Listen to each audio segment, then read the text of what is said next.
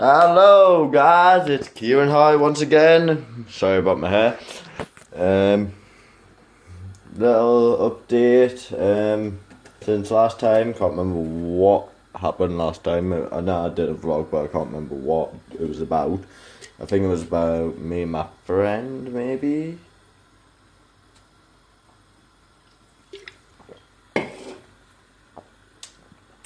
But yeah, little update. I'm getting next term. I'm not going to be doing what I am at the minute. I'm in foundation, but they've looked up stuff and saw past that. I'm a bit better than I am when I first started, so they've turned around and said I'm going to mainstream at my college, so I'm very happy about that. Then last week, on a Saturday, I was supposed to go to work, but I just couldn't function properly. My body was basically saying, no, you're not going to work, no, this, that and the other. So I was at the house, watching TV, and then all of a sudden my big ass mirror that you've probably seen fell on us. So I got a cut in my foot, bad. So I had to go to hospital for that. They turned around and said we're going to send you for an x-ray to make sure there's no glass / mirror left on my foot. So we did that. Nothing was in my foot. I knew there wouldn't be. So I said, okay, fine by me, I'll do it anyway. So I went in, got all x-rayed, done that, went back down, turned around and went, there's nothing in your foot. I went, alright, that's good. And they said, we're not going to stitch it, we're going to glue it back shut. So I went, thank God for that. Because me and needles do not go together. Shoot me with a gun, stab me with a knife, but put a needle anywhere near me, I'm running for dear life. I am important, I didn't even know it. So yeah, so that happened. Then the day after, on the Sunday, my nana wouldn't wake up. So my mum and dad were trying everything to get her to wake up. Wouldn't wake up. So in the end, my dad came back across. He said to us, don't go across your nana's not well and everything. I went, fuck that, I'm getting across to my nana's anyway, I need to see my bro. So went across to see my brother, asked him if I could borrow a game. He said no at first. Then I said, I went downstairs, got some paracetamol for me head cut and me foot because it was hurting at this point in time still. So I got them, then I came back across. And my dad was making this tea. But he kept on coming in and out of the house because it was Sunday dinner anyway. And then just as I started eating my tea, he comes back, lands back and goes, Kieran, you're going to have to come across. Your nana's not well. She's not going to make it through the night. She's going to die. At this point, I was trying to keep it together for me dad, and I did keep it together very well until the point that she died. And I started getting really upset and everything, and I was just and that, but yeah. So before that, I went back across because I came back because I got sent back home because something was happening before my nana died anyway. Same day, but my nana didn't die at this point. So I came back across, got the money in that because I got sent out because my mum and dad wanted to talk to me, uncle and that. So I said, fine, I honour that, I'll go. So I came back across, I asked my dad for some money, he said no because you've got a jar full of money anyway. So I went, alright, I'll just get some out of that.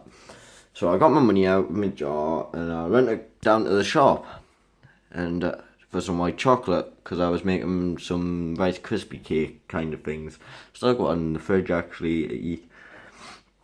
And so I came back across and I started making that, and I made them and I put them in the fridge, and I got some other ones.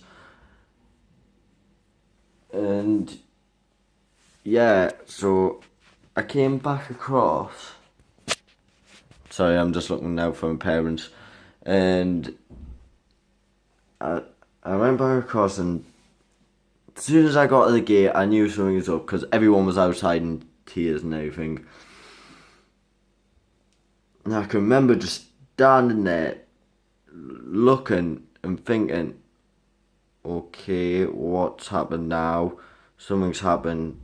Either my nana's passed away or something. Or my nana's woken up and said something nasty. And I was thinking, please don't tell us that that's just dead. And I walked through the gate, and as soon as I walked through the gate, my dad pulled us and went, Kieran, I wouldn't go in there, your nana's died and everything. And I was like, my mum, then my Uncle Mick pulled, just as I was about to turn around to go out the gate, my Uncle Mick turned around and went, Kieran, come here. And I was like, okay, I'll come. And I went over to him and went, do you want to go and see her before everyone else does and all that stuff? And I remember thinking to myself, do I really want to do this? It's me nana. I've never wanted to see her in agony or dead or anything like that, because that was my number one fear, waking up, going across to me nana's and finding her dead, because she never told us if she was ill or not. Literally, she was that stubborn. She used to fake it and say that she was alright when she wasn't. She clearly wasn't alright, but she was like that kind of person. She was a fighter. She's been fighting it for 25 years, maybe less. I think about 5-10 years maybe, something around that, with cancer, because she had breast cancer and all that. She's had it numerous times and everything, but yeah, she got cancer other places as well and that.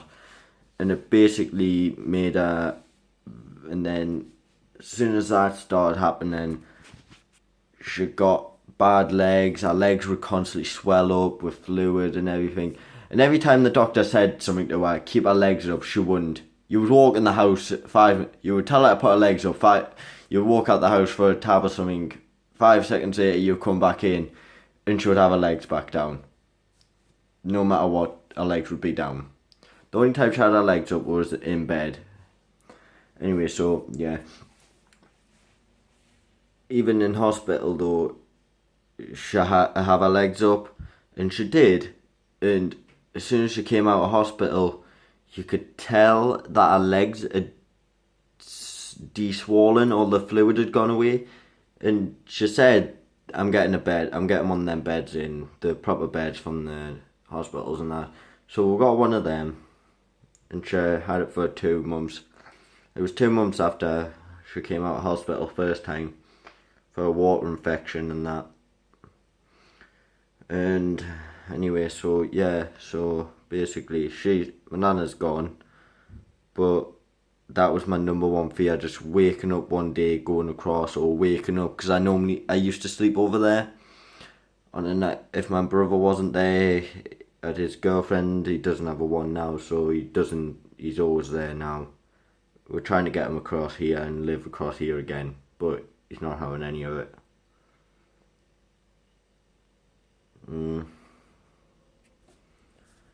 I do miss her. I miss her a lot, but like there's nothing I can do now.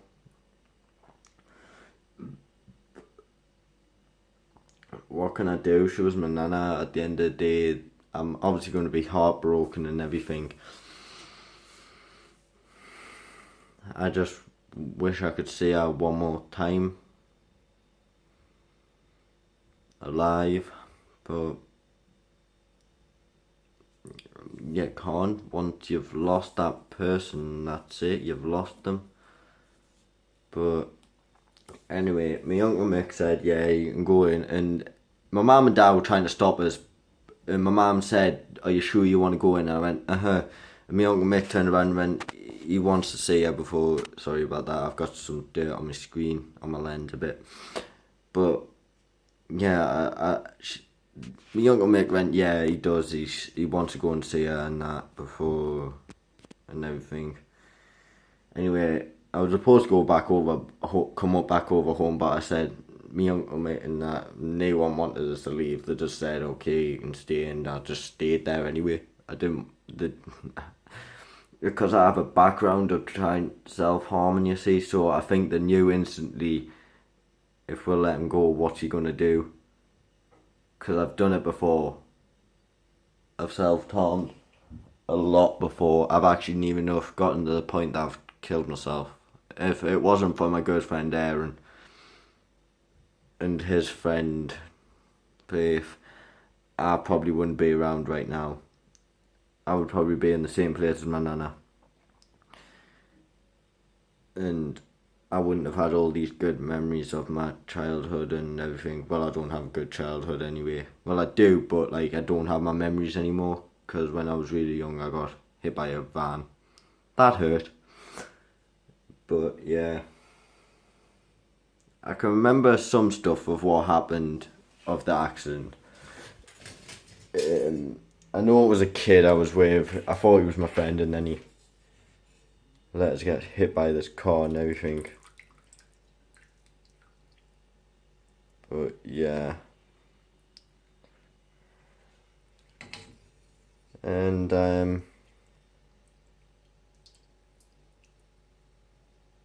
never got abused or anything. Never, nothing like that. Just say I can't remember because of that accident that I had. But some things in life are meant to be and some aren't. This is obviously one of them things that was meant to happen. In a way, I'm happy because she's out of her misery and all of her pain now. She was in a lot of pain.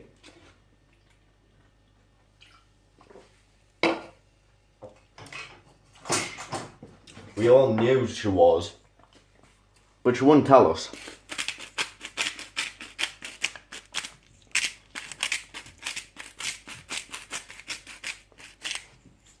It's like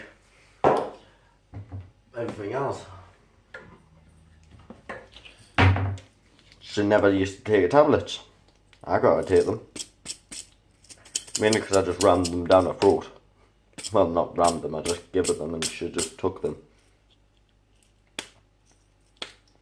But that's what she meant to me. She knew me that well. She knew that I would never try to hurt her. Yeah, we had our fights and our arguments and all that, but everybody does. Who doesn't? It's in our human DNA. Everybody has fights and scrabbles and everything. It's just who we are.